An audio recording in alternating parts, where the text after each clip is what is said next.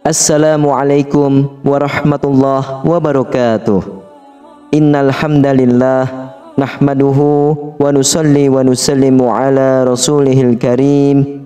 Asyhadu an la ilaha illallah wa asyhadu anna Muhammadan abduhu wa rasuluh.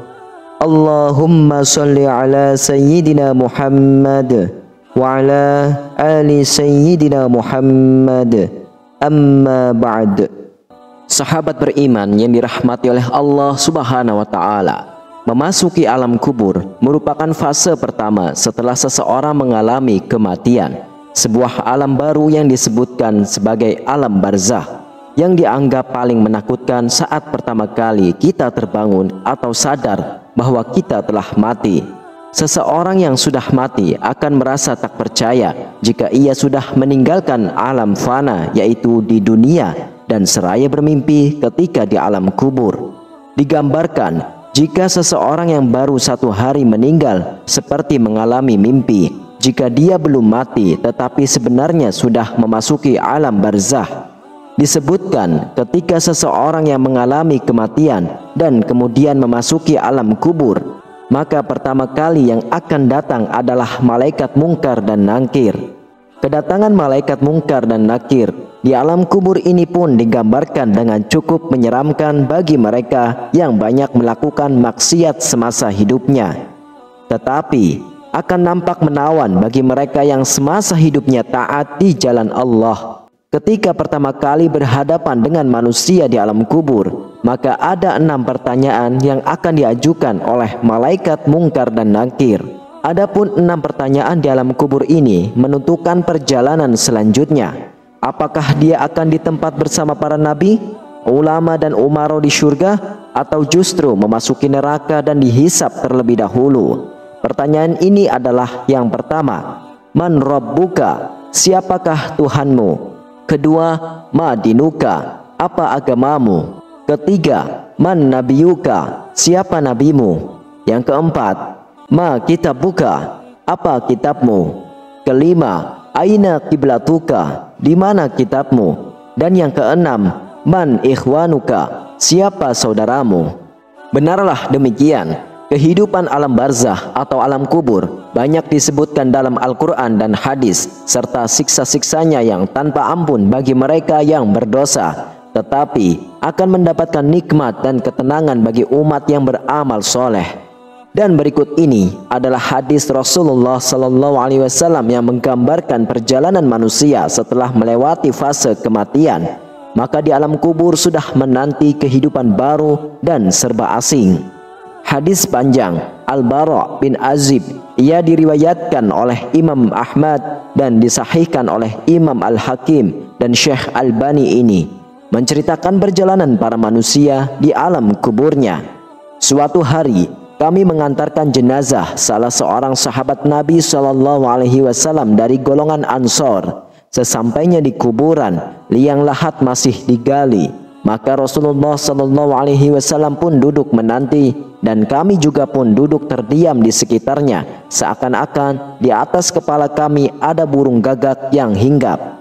Rasulullah SAW memainkan sepotong dahan di tangannya ke tanah. Lalu beliau mengangkat kepalanya seraya bersabda, mohonlah perlindungan kepada Allah dari azab kubur. Beliau ulangi perintah ini 2 atau 3 kali. Kemudian beliau SAW bersabda, seandainya seorang yang beriman sudah tidak lagi menginginkan dunia dan telah mengharapkan akhirat ataupun sakaratul maut, turunlah dari langit para malaikat yang bermuka cerah secerah sinar matahari. Mereka membawa kain kafan dan wewangian dari surga, lalu duduk di sekeliling mukmin tersebut sejauh mata memandang. Setelah itu, turunlah malaikat penjabut nyawa dan mengambil posisi di arah kepala mukmin tersebut. Malaikat pencabut nyawa itu berkata, wahai nyawa yang mulia, keluarlah engkau untuk menjemput ampunan Allah dan keridhoannya. Maka nyawa itu dengan mudahnya keluar dari tubuh mukmin tersebut seperti lancarnya air yang mengalir dari mulut sebuah kendil. Lalu nyawa tersebut diambil oleh malaikat pencabut nyawa, dan dalam sekejap mata diserahkanlah kepada para malaikat yang berwajah cerah tadi. lalu dibungkus dengan kain kafan surga dan diberi wangi-wangian darinya pula, hingga terciumlah bau harum seharum wangi-wangian yang paling harum di muka bumi. Kemudian nyawa yang telah dikafani itu diangkat ke langit.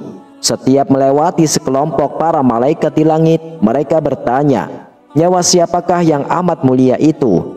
"Ini adalah nyawa Fulan bin Fulan," jawab para malaikat yang mengawalnya dengan menyebutkan namanya yang terbaik ketika di dunia. Sesampainya di langit dunia, mereka meminta izin untuk memasukinya, lalu diizinkannya. Maka seluruh malaikat yang ada di langit itu ikut mengantarnya menuju langit berikutnya, hingga mereka sampai di langit ketujuh. Di sanalah Allah berfirman, "Tulislah nama hambaku ini dalam kitab Illiyin, lalu kembalikanlah ia ke jasadnya di bumi, karena dirinyalah aku ciptakan mereka para manusia, dan kepadanyalah aku akan kembali, serta dirinyalah mereka akan kubangkitkan." Lalu nyawa tersebut dikembalikan ke jasadnya di dunia. Lantas datanglah dua malaikat yang memerintahkannya untuk duduk. Mereka berdua bertanya, "Siapakah Robmu?" "Robku adalah Allah," jawabnya. Mereka berdua kembali bertanya, "Apakah agamamu?" "Agamaku Islam," sahutnya. Mereka berdua bertanya lagi, "Siapakah orang yang telah diutus untuk kalian?" "Beliau adalah Rasulullah Sallallahu Alaihi Wasallam," jawabnya. "Dari mana engkau tahu?" tanya mereka berdua. "Aku membaca Al-Quran, lalu aku mengimaninya dan mempercayainya."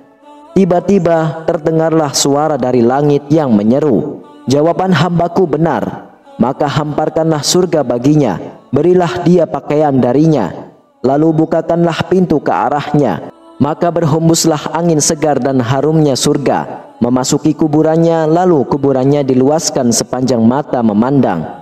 Saat itu datanglah seorang pemuda asing yang amat tampan, memakai pakaian yang sangat indah dan berbau harum sekali, seraya berkata, "Bergembiralah, inilah hari yang telah dijanjikan dulu bagimu." Mukmin tadi bertanya, "Siapakah engkau?" "Wajahmu memandangkan kebaikan." "Aku adalah amal soleh," jawabnya.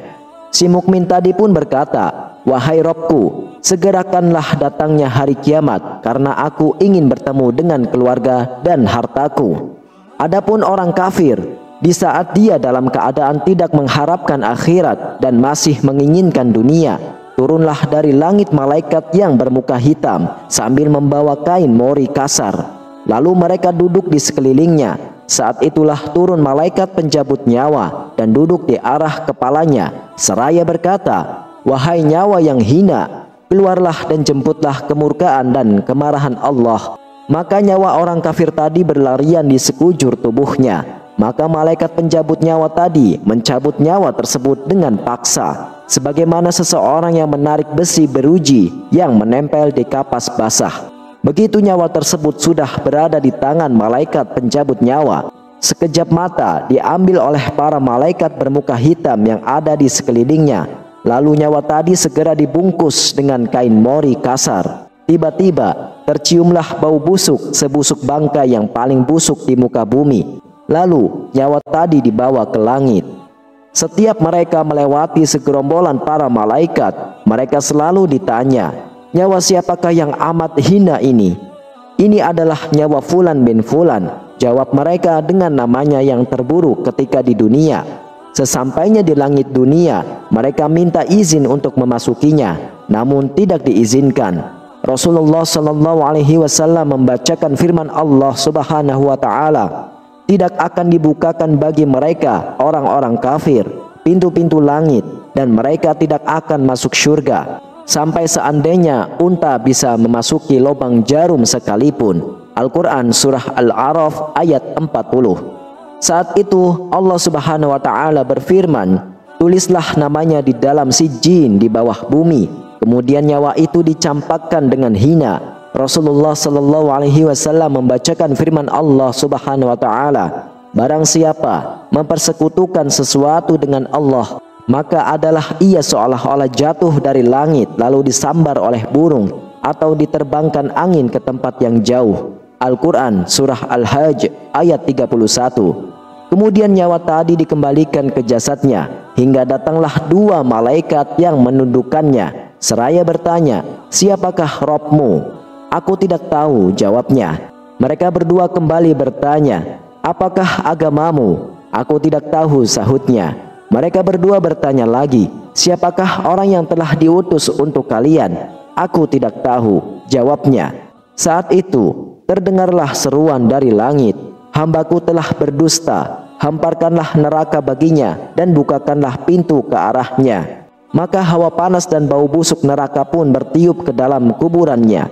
Lalu kuburannya dipres oleh Allah Subhanahu wa taala hingga tulang belulang pecah dan menancap satu sama lainnya. Tiba-tiba datanglah seorang yang bermuka amat buruk, memakai pakaian kotor dan berbau sangat busuk, seraya berkata, "Aku datang membawa kabar buruk untukmu. Hari ini adalah hari yang telah dijanjikan bagimu." Orang kafir itu seraya bertanya, "Siapakah engkau?" "Wajahmu menggambarkan kesialan." "Aku adalah dosa-dosamu," jawabnya. "Wahai Rabbku, janganlah engkau datangkan hari kiamat," suruh orang kafir tadi. Dan hadis panjang ini diriwayatkan oleh Imam Ahmad dalam kitab Al-Musnad, dan disahihkan oleh Imam Al-Hakim dalam Al-Mustadrak, dan oleh Imam Albani dalam kitab Ahkamul Janaiz. Dan itulah gambaran bagaimana kondisi seseorang yang sudah berada di alam kubur. Semua akan ditentukan lewat amal dan perbuatannya semasa hidup di dunia. Tentunya hal ini menjadi pelajaran bagi kita semua agar menjalankan perintah Allah dan menjauhi segala larangan-larangannya. Lantas bagaimana dan apa yang harus kita lakukan untuk menghadapi kematian? Maka perbanyaklah amal soleh, bahkan agar terbebas dari siksa alam kubur dan bisa menjawab 6 pertanyaan itu. Selain menjalankan semua perintah Allah dan menjauhi segala larangan Allah, maka kita harus tetap memanjatkan doa. Dan ini adalah doa agar terlepas dari siksa alam kubur yang diajarkan oleh Rasulullah SAW, yaitu Allahumma inni a'udzubika min azabi jahannam wa min azabil qabri wa min fitnati al-mahya wal mamati wa min syarri fitnati al-masihi ad-dajjal. Artinya, ya Allah, sesungguhnya aku berlindung kepadamu dari siksa neraka jahanam dan siksa kubur, dari fitnah kehidupan dan kematian, serta dari keburukan fitnah Dajjal.